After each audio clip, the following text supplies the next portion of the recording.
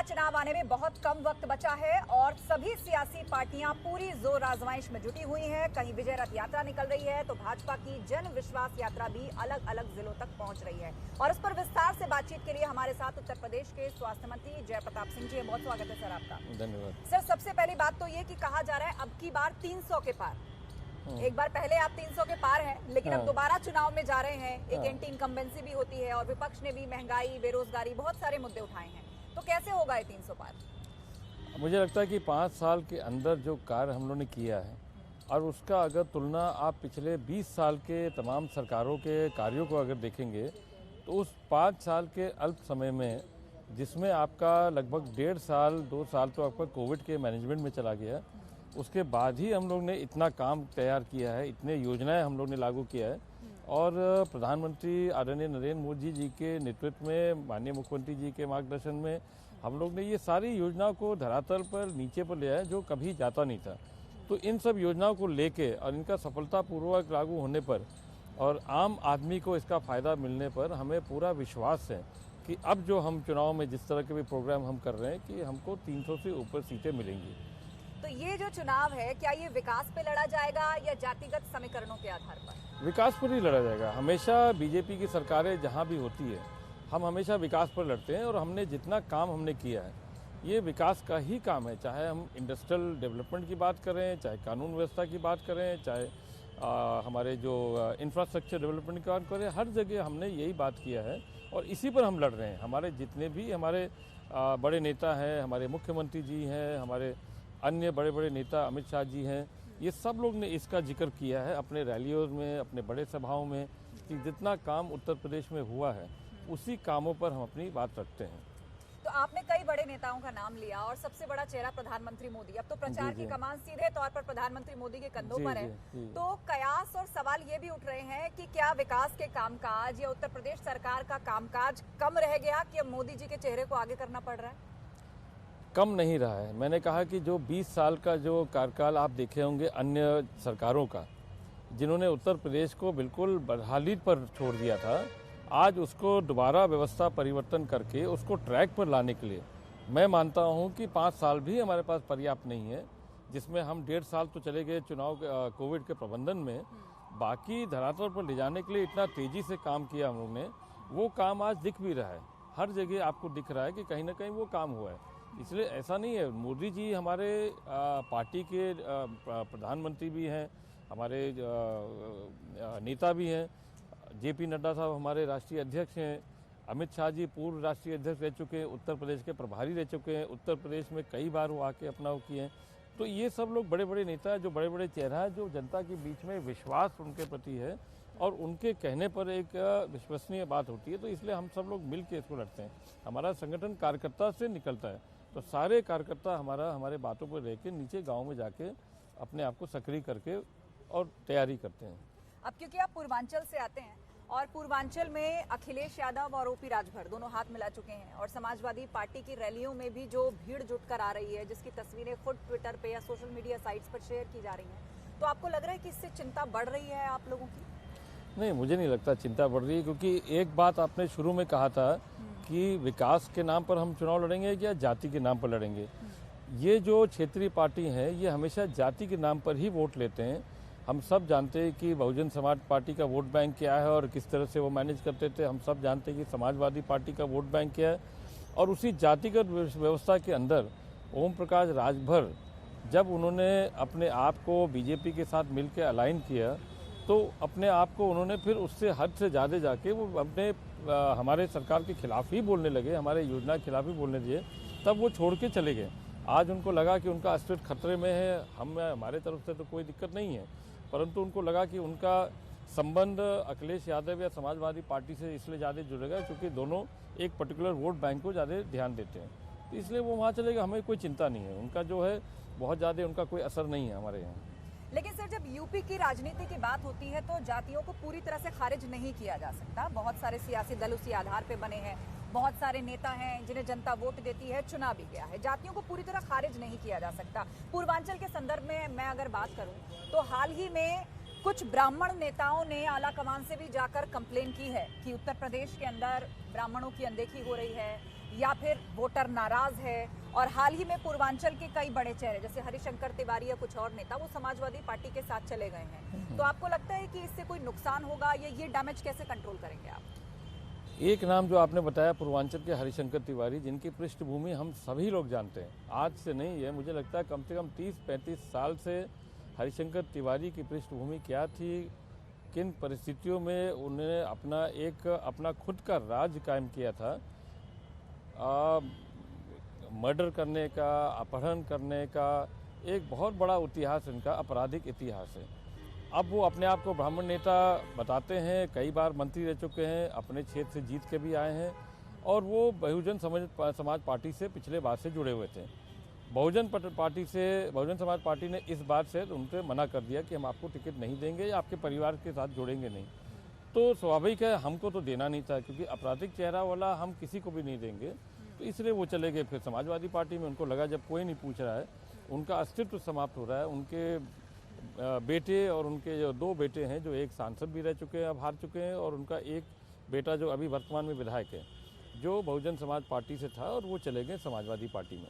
तो अपना अस्तित्व कायम करने के लिए, अपने आप को बरकरार रखने के लिए उनके पास यही एक विकल्प था, तो उस विकल्प को लेकर वो समाजवादी पार्टी में चल गए।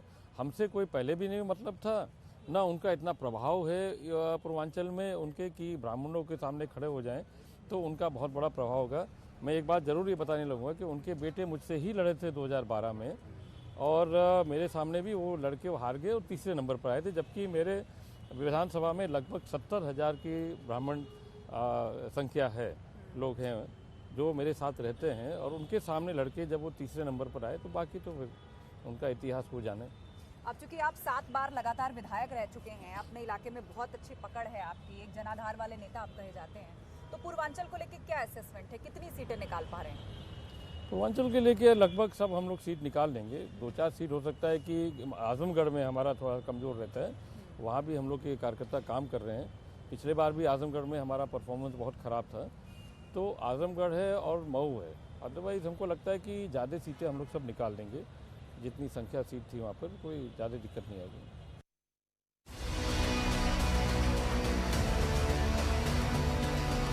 स्वास्थ्य महकमे की जिम्मेदारी आपके कंधों पर है और हाल ही में उत्तर प्रदेश को फिर से कोरोना पीड़ित राज्य जो है वो घोषित किया गया है और ओमिक्रॉन का खतरा भी लगातार सर उठा रहा है। चुनाव सर पे हैं, आरोप ये लगता है कि चुनावी रैलियों से कोरोना फैलता है, तो क्या तैयारियां तीसरी लहर को ध्यान में रखकर फिलहाल यूपी में?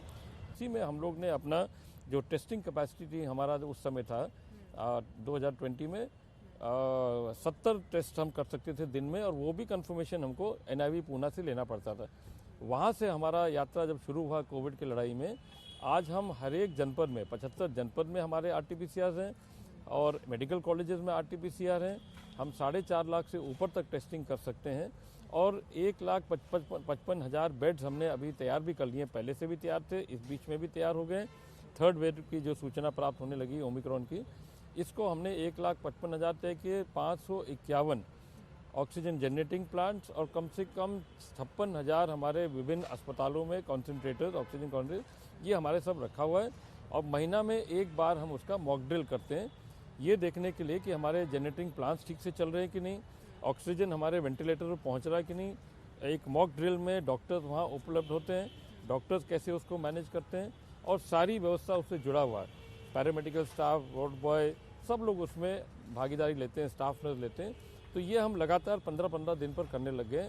17-18 को हमने मॉक ड्रिल किया था। मुझे लगता है कल या परसों में फिर एक बार मॉक ड्रिल करके इसको तैयार करेंगे। बिल्कुल पूरी तरह से बेड्स हमारे पूरी तरह तैयार हैं, मेडिकल कॉलेज से लेके और हमारे डिस्ट्रिक्ट हॉस्पिटल और कम्युनिटी हेल्थ सेंटर्स पर हम पूरी तरह व्यवस्था तैयार करके रखें कि अगर किसी तरह का केसेस जो अभी बढ़ रहे हैं, इसमें ओमिक्रॉन के केसेस में बताना चाहूँगा कि अभी तो बहुत कम है। 3 केसेस हमारे पास आए हैं अभी तक जो चिन्हित होके, जो बाहर से ट्रैवलर आए थे।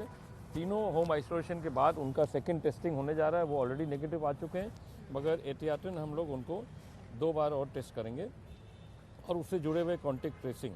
तो अभी किसी तरह का भी कोई खतरा नहीं है। केसेस डेल्टा के निकल रहे हैं और डेल्टा के केसेस को भी हम लोग उसी तरह मैनेज कर रहे हैं। होम आइसोलेशन में माइल्ड लक्षण है, हल्के लक्षण आ रहे हैं, तो उसमें अभी हॉस्पिटलाइजेशन का कोई आवश्यकता नहीं है। लेकिन थर्ड वेव के लिए कहा जा रहा था कि एनआईसीयू पीआईसीयू बने, पेडियाट्रिशियंस पर मतलब उस पर पेडियाट्रिक डिपार्टमेंट पर स्पेशल फोकस हो क्योंकि बच्चों को बचाना है। तो उस दिशा में क्या तैयारियां? वो पहले हमने आपसे बताया कि जो हमने तैयारी की थी उसमें पीडियाट्रिक आईसीयू और एनआईसीयू, क्योंकि उस समय ये खतरा था कि 18 साल के नीचे के बच्चों को हो सकता है ये नेक्स्ट वेव जो आएगा उनको ही प्रभावित करेगा।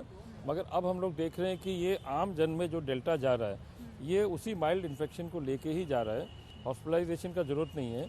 और वैक्सीनेशन जो हम लोग एवरेज 15 लाख पर डे कर रहे हैं उसमें भी अब माननीय प्रधानमंत्री जी का भी घोषणा हो चुका है कि 15 से 18 साल के बच्चों को जो 3 तारीख से हम लोग प्रारंभ करेंगे उनका भी हम लोग सूचीबद्ध कर दे रहे हैं। एंड 60 प्लस के लोग जो असाध्य रोग से जुड़े हुए हैं, जो बीमारी से हैं पीड़ित हैं, उनको भी हम करेंगे। And frontline workers and health workers. अभी तक कोई आंकड़ा देना चाहेंगे कि उत्तर प्रदेश में टोटल कितना वैक्सीनेशन हो चुका है, सिंगल डोज और डबल डोज? टोटल वैक्सीनेशन हमारे यहाँ 19 करोड़ 60 लाख से थोड़ा सा ऊपर हो गया है जो लेटेस्ट फिगर है। एंड उसमें 88% सिंगल डोज का लगा है एंड 48 पॉइंट समथिंग % आपका सेकेंड डोज का लगा है। मुझे लगता है 2-3 दिन में हम लोग 20 करोड़ टोटल कर चुके होंगे।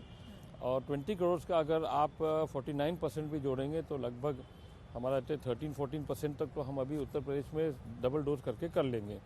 ये हमारा बहुत तेज़ी से हो भी रहा है। एवरेजिंग हम लोग 3 करोड़ से 3.5 करोड़ पर मंथ हम कर रहे हैं। अब चुनाव आ रहे हैं तो ऐसे में ये जो वैक्सीनेशन ड्राइव है जितनी तेजी से आगे बढ़ रहा है तो उस दौरान क्या इंतजाम रहेंगे? उस दौरान जो भी केंद्र मंत्रालय का, केंद्र स्वास्थ्य मंत्री का गाइडलाइन आएगा, अभी तो हम लोग वेट एंड वॉच कर रहे हैं। जो भी केसेस आ रहे हैं उनको आइडेंटिफाई कर रहे हैं, कंटेन कर रहे हैं, होम आइसोलेशन कर रहे हैं, कॉन्टैक्ट ट्रेसिंग कर रहे हैं। और अभी कोई बहुत ज़्यादा दवाइयों की आवश्यकता नहीं है। आपने ये भी देखा होगा कि केंद्रीय स्वास्थ्य मंत्रालय ने एक नया पिल, एंटीवायरल पिल भी अलाउ कर दिया है। क्या उसका बफर उपलब्ध है उत्तर प्रदेश? नहीं, अभी तो वो निर्माण हो रहा है। जो एजेंसीज बना रहे हैं, जो अलग अलग मेडिसिन की जो कंपनियां हैं, फार्मास्यूटिकल कंपनी जो बनाने जा रहे हैं, ये लोग 1 वीक के अंदर पूरे देश में सप्लाई करने जा रहे हैं, क्योंकि अलग अलग है उसका। जिन दवाइयों की जरूरत पड़ती है कोविड के इलाज हाँ, में, क्या हाँ, जो स्थिति हमने सेकेंड वेव में देखी, हाँ, हाँ, वो स्थिति का सामना हम ना करें, उसकी तैयारी पूरी हाँ, है? वो हमारे पास, हाँ, वो हमारे पास है। रेमडेसिविर जैसे इंजेक्शन जो पहले लगा था वो हमारे पास है, उसको हम लोग मंगा भी रहे हैं, कोई दिक्कत नहीं है। उसका पर्याप्त मात्रा में है। और उससे जुड़े हुए जितने भी फीवर के या इस तरह के दवाइयाँ आते जो एक पैकेट में हम लोग देते थे, वो सब है। एंटीबायोटिक, फीवर टैबलेट्स, ये सब हमारे पास है। ये हम लोग तैयारी कर लिए हैं। बहुत धन्यवाद न्यूज़ 18 यूपी से बात करने के लिए सर आपका। तो उत्तर प्रदेश के स्वास्थ्य मंत्री को आप सुन रहे थे और उन्होंने कहा कि तीसरी लहर से पहले ही जो है मुकम्मल तैयारियां उत्तर प्रदेश में कर ली गई हैं। चुनाव नजदीक हैं, ऐसे में कैंपेनिंग भी चल रही है, सुरक्षा भी चल रही है और इंतजाम भी देखे जा रहे हैं।